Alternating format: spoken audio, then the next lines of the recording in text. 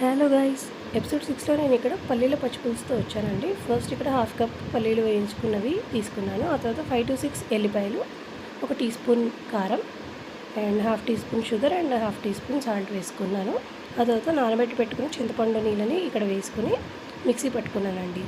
Mixie పట్టుకున్న తర్వాత మనం కన్సిస్టెన్సీని బట్టి వాటర్ అండ్ సాల్ట్ని అడ్జస్ట్ చేసుకొని ఒక బిగ్ సైజ్ ఆనియన్ని చిన్నగా తరిగేసుకుని వాటిని ఇందులో యాడ్ చేసుకోవాలండి. సో ఆనియన్ అనేది ఇందులో వేసి బాగా కొంచెం మనం మెదుపుకోవాలి.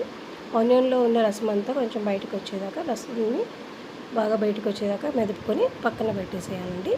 తాలింపు కోసం ఒక చిన్న బాండి పెట్టేసి అందులో 2 టీ స్పూన్ ఆయిల్ వేసేసి ఆవాలు, జీలకర్ర, కరివేపాకు, కొత్తిమీర, ఇంకొంచెం పసుపు అండి.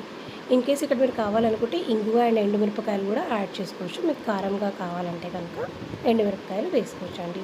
అంతే అండి, ఎంతో easy and tasty summer recipe పల్లీల పచ్చిపులుసు రెడీ అండి. ఎంతో క్విక్గా అయిపోతుంది, చాలా టేస్టీగా ఉంటుందండి. ఒకవేళ రెసిపీ నచ్చితే కనుక ఫాలో అయ్యి రెసిపీ ట్రై చేసి ఎలా వచ్చిందో నాకు కామెంట్లో తెలియజేయండి. Thank you.